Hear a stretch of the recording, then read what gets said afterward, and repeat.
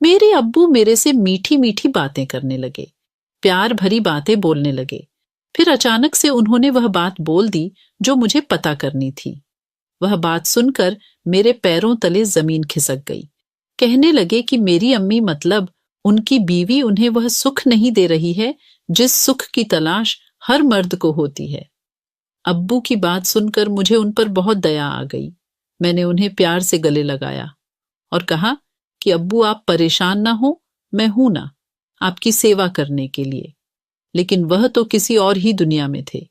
इतना सुनने के बाद तो मेरे अब्बू से रहा नहीं गया और ऊपर से कई दिनों के भूखे वो अपने आप पर काबू नहीं कर पाए और फिर मेरे मना करने पर भी। दोस्तों, स्वागत है आपका एक बार फिर से हमारी आज की मनमोहक कहानी में। हमारी आज की कहानी मेरे और मेरे अब्बू जी की सच्ची कहानी है। दोस्तों, मेरा नाम जोया है और हम लोग पंजाब में रहते हैं। मेरे घर पर हम 5 लोग रहते हैं, मेरी अम्मी, अब्बू और मेरे दादा दादी जी। मैं अपने अम्मी अब्बू की इकलौती बेटी हूं, इसलिए उन्होंने मुझे बहुत ही लाड प्यार से पाला है। अभी मेरी उम्र 18 साल है और जब मैं 16 साल की थी तब मेरे अब्बू ने मेरे साथ। मेरे अब्बू दिखने में बहुत अच्छे हैं।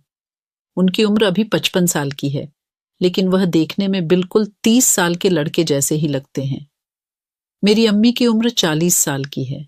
वह देखने में बहुत ही ज्यादा खूबसूरत हैं, लेकिन उनके सोच विचार बिल्कुल पुराने ख्यालात के हैं। वह एक सिंपल और साधारण सी औरत है जो अपना ज्यादातर समय किचन और इबादत में ही निकाल देती थी। वह दादा दादी यानी अपनी सास ससुर की बहुत सेवा करती थी और अब्बू को जरा भी टाइम नहीं दे पाती थी। आपको बता दूं कि मेरे अब्बू का खुद का बिजनेस था। हम लोग बहुत अमीर तो नहीं थे, लेकिन खुदा का दिया हुआ सब कुछ था।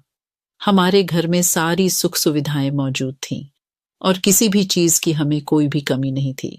खैर, यह बात तब की है जब मैं 10वीं में पढ़ाई कर रही थी और उस वक्त मेरी उम्र 16 साल थी। लेकिन मैं देखने में बिल्कुल 20 साल की लगती थी, क्योंकि मेरा शरीर भरा हुआ था और मेरे गाल फूले फूले से थे। मैं बहुत ही ज्यादा गोरी और दिखने में बहुत ही सुंदर थी। हर कोई मुझे अपनी दोस्त बनाना चाहता था, लेकिन मैं किसी से बात नहीं करती थी। एक रात की बात है, जब हम सब लोग खाना खाकर अपने अपने कमरे में सोने के लिए गए। मैं भी अपने कमरे में सोने चली गई थी, लेकिन मुझे नींद नहीं आ रही थी, तो मैं अपने बिस्तर पर सोने की कोशिश कर रही थी। अचानक से मुझे ऐसा लगा कि मेरी अम्मी अब्बू के कमरे से कुछ आवाज आ रही है। शायद वे लोग आपस में वो वाली लड़ाई कर रहे थे। मेरा कमरा भी अम्मी अब्बू के कमरे से ही जुड़ा हुआ था, इसलिए मुझे आवाज आ रही थी। मैं पहली बार अपनी अम्मी अब्बू को इस तरीके से लड़ते हुए सुन रही थी, इसलिए मेरा मन में अजीब सी हलचलें होने लगी कि आखिर वे लोग इतनी रात में क्यों लड़ाई कर रहे हैं। इस बात को जानने की मेरी उत्सुकता बढ़ने लगी। मैं ये बात जानना चाह रही थी, इसलिए मैंने बिना देरी किए अपने बिस्तर से उठी और अपने दरवाजे के पास जाकर उन्हें देखने की कोशिश करने लगी। दरवाजा बंद होने के कारण मैं कुछ देख नहीं पाई। तभी मेरी नजर मेरे घर में लगी खिड़की पर पड़ी, जो अम्मी अब्बू के कमरे से जुड़ी हुई थी। मेरी अम्मी अब्बू कभी उसे नहीं खोलते थे, लेकिन वह खिड़की बहुत पुरानी थी।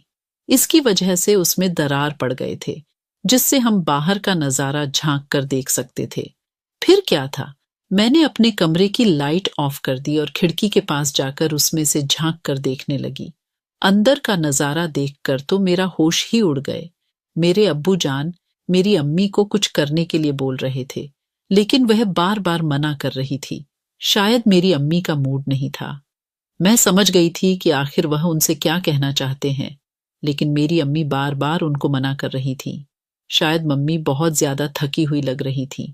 तभी मेरे अब्बू भी अम्मी से नाराज होकर करवट बदलकर सो गए और मेरी मम्मी भी सो गई। दोस्तों, वह नजारा देखकर मुझे बहुत अजीब सा महसूस होने लगा था। मेरा दिल बहुत तेजी से धड़क रहा था।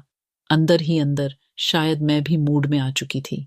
मैं बहुत देर तक उस खिड़की से देखती रही, जबकि मेरी अम्मी और अब्बू दोनों सो गए थे। फिर कुछ देर बाद मैं अपने बिस्तर पर वापस आई और फिर सोने की कोशिश करने लगी, लेकिन रात भर मुझे नींद नहीं आई और मैं करवटें बदलती रही। जब मैं सुबह उठी तो मैं अम्मी और अब्बू को अजीब नजरों से देख रही थी, क्योंकि कल रात वाली बात मेरे मन में अभी तक चल रही थी। उनकी प्यार भरी शरारतों की वजह से मैं रात भर सो नहीं पाई थी। मेरी अम्मी ने मुझे इस तरीके से देखते हुए देख लिया। वह मुझसे बोली, क्या हुआ ज़ोया, कोई बात है? मैंने कहा, नहीं अम्मी। ओह, आज मेरी तबीयत ठीक नहीं लग रही है, तो मैं आज स्कूल नहीं जा पाऊंगी। उन्होंने कहा, कोई बात नहीं, आज तुम आराम कर लो, कल से अपने स्कूल चली जाना। हम सब नाश्ता किए। फिर अब्बू ने नाश्ता किया और टिफिन लेकर अपने ऑफिस के लिए निकल गए। मेरे दादा दादी दोपहर को खाना खाते थे। मेरी अम्मी ने मेरा नाश्ता निकाला और कहा कि लो, खा लो, खाकर तुम भी आराम कर लो। मैं खाना खाई और जाकर अपने रूम में आराम करने लगी। मेरी अम्मी दाद दादी के पास जाकर उनकी सेवा पानी करने लगी। फिर उन्हें नाश्ता करवाकर खुद नाश्ता करके अपने रूम में सोने चली गई। फिर मैं अपने रूम में लगी खिड़की से जो अम्मी के कमरे से जुड़ी है, उसमें से झांक कर देखी तो अम्मी अपने कमरे में सो रही थी। लेकिन मेरे मन में कल रात की बातें अभी तक चल ही रही थीं और मैं रात होने का इंतजार कर रही थी। जब शाम हुआ तो अब्बू घर पर आए। फिर से वह बातें मेरे मन में चलने लग गईं। फिर हम सब ने खाना वाना खाया और खाना खाकर अपने अपने कमरे में सोने चले गए। अब्बू ने मुझे खाते टाइम पूछा कि ज़ोया, तुम्हारी तबीयत ठीक तो है ना? मैंने कहा, हाँ अब्बू, बिल्कुल ठीक है। तभी अचानक मेरे मुंह से उस वक्त रात वाली बात निकल गई। मैंने कहा कि अब्बू, आप दोनों रात में लड़ाई क्यों कर रहे थे? अब्बू हैरानी के साथ बोले, कब, कहाँ, किससे? और फिर अम्मी अब्बू का चेहरा देखने लगी और अब्बू भी हैरान थे कि मुझे यह बात कैसे पता चल गई। मैं भी इस बात से घबरा गई थी कि मेरे मुंह से यह क्या निकल गया, लेकिन मैंने दिमाग से काम लेते हुए बात को वहीं पर बदल दिया और कहा कि वह मेरे कमरे में रात को आवाज आ रही थी। ऐसा लग रहा था कि जैसे आप दोनों लड़ाई कर रहे हों। तो अब्बू ने कहा, अरे नहीं, वह बस ऐसे ही। मैंने कहा, अच्छा ठीक है। फिर मैं अपने कमरे में सोने चली गई और अम्मी अब्बू भी अपने कमरे में सोने चले गए। तभी अब्बू अम्मी से कहने लगे कि इसलिए कहता हूं कि कम चिल्लाया करो, तुम्हें तो कुछ समझ में आता ही नहीं। घर में हमारी बेटी भी रहती है और वह अब बड़ी हो चुकी है। हमें ध्यान से रहना चाहिए और उसका भी ख्याल रखना चाहिए। मम्मी ने कहा, हाँ जी, आप बिल्कुल ठीक कह रहे हैं। अम्मी ने कल के लिए मांगते हुए कहा। फिर अब्बू कल वाली बात के लिए फिर से जिद करने लगे। फिर अम्मी ने फिर से वही ड्रामा शुरू कर दिए और मना करने लगी। तब फिर से वही सब होने लगा और आवाज मेरे कमरे में आने लगती है। अब मुझे रात में नींद नहीं आ रही थी, तो मैंने सोचा कि मैं आज इस खिड़की से देखती हूं कि मेरे अब्बू किस बात के लिए मेरी अम्मी से झगड़े करते हैं। जब आवाज आना शुरू हुई तो फिर मैं खिड़की से झांक कर देखने लगी। तब पता चला कि फिर से आज अब्बू वही करने के लिए जिद कर रहे हैं और मेरी अम्मी ने उन्हें मना कर दिया है। लेकिन आज अब्बू बहुत गुस्से में लग रहे थे। अगले सुबह पापा ने मुझसे कहा, चलो आज मैं तुम्हें स्कूल छोड़ देता हूं। वह जब मुझे स्कूल छोड़ने आए तो वह मुझे अजीब तरीके से देख रहे थे। मुझे समझ नहीं आ रहा था कि वह मुझे ऐसे क्यों देख रहे हैं। मैंने अब्बू से पूछ लिया कि क्या बात है अब्बू, आज आप मुझे इस तरह से क्यों देख रहे हैं? कुछ कहना चाहते हैं क्या?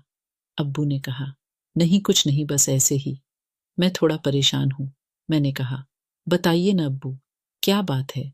आप किस बात को लेकर इतने परेशान हैं? तो अब्बू ने कहा, चलो पहले मैं तुम्हें अच्छी वाली मिठाइयां खिला देता हूं। उन्होंने मुझे मीठे वाली दुकान पर ले गए और वहां मुझे अच्छी अच्छी मिठाइयां खिलाई और मैं खाई। फिर उसके बाद उन्होंने कहा, चलो अब मैं तुम्हें एक ड्रेस भी खरीद देता हूं। मैं समझ नहीं पा रही थी कि अब्बू ऐसा क्यों बोल रहे हैं, लेकिन फिर मुझे जब इस सच्चाई का पता चला तो मेरे होश ही उड़ गए। लेकिन मैं बहुत खुश थी क्योंकि अब्बू ने मुझे नए कपड़े दिलाई थी, मिठाई भी खिलाई। मैंने कहा, पापा बताइए, आप कुछ परेशान थे? पापा ने कहा, हाँ ज़ोया, वह मैं बिजनेस करता हूं तो उसमें मुझे किसी की जरूरत पड़ती है। मैं तुम्हारी अम्मी से हर रात को कहता हूं कि मेरा इस चीज में साथ दो, लेकिन वह बिल्कुल भी मेरा साथ नहीं देती है और दिन रात तुम्हारे दादा दादी की सेवा में ही निकाल देती है। मेरे लिए तो उसके पास टाइम ही नहीं है। अब तुम ही बताओ मैं क्या करूं? वैसे भी मेरे बिजनेस में घाटा हो रहा है। तभी मैं बोली, अब्बू बताइए, अगर मैं आपकी कोई मदद कर सकूं। तो उन्होंने कहा, ज़ोया, इसीलिए तो बता रहा हूं। मेरे अब्बू जिस चीज का बिजनेस करते थे तो उसमें सस्ते वाले को एक तरफ और महंगे वाले को एक तरफ रखना होता था। बस इतनी सी मदद चाहिए थी। मैंने कहा, जी अब्बू, मैं आपकी मदद जरूर कर दूंगी। फिर अब्बू ने कहा, तुम रात को मेरे कमरे में आ जाना। मैंने कहा, ठीक है। रात को जब मैं उनके कमरे में गई तो अम्मी सो चुकी थीं, लेकिन अब्बू मेरा इंतजार कर रहे थे। अब्बू ने थोड़ी सी शराब पी रखी थी। वे मेरे से मीठी मीठी प्यार भरी बातें करने लगे, प्यार भरी बातें बोलने लगे। फिर अचानक से उन्होंने उस बात पर चर्चा करना शुरू कर दिया जिस बात को मैं खिड़की से देखकर पता करना चाहती थी। वह बात सुनकर मेरे पैरों तले जमीन खिसक सी गई कि मेरी अम्मी मतलब उनकी पत्नी उन्हें वह सुख नहीं दे रही है जिस सुख की तलाश हर मर्द को होती है। अब्बू ने यह बात मुझसे नम आंखों से कही। अब्बू की बात सुनकर मुझे उन पर बहुत दया आ गई। फिर मैंने उन्हें बड़े ही प्यार से गले लगा लिया। लेकिन वह तो हल्के नशे में थे और ऊपर से कई दिनों से वो सब उनको कई दिनों से करने को मिला नहीं था, तो एकदम प्यासे थे। वह अपने आप पर काबू नहीं कर पाए और मैं भी उनको रोकना चाहती थी। फिर मुझे लगा कि मेरे अब्बू की परेशानी शायद मेरी वजह से थोड़ी कम हो जाए, तो मैंने भी। दोस्तों, अब आप तो समझ ही गए होंगे जो हुआ। तो दोस्तों, क्या मैं अपने अब्बू की परेशानी में थोड़ी मदद करके सही किया या नहीं?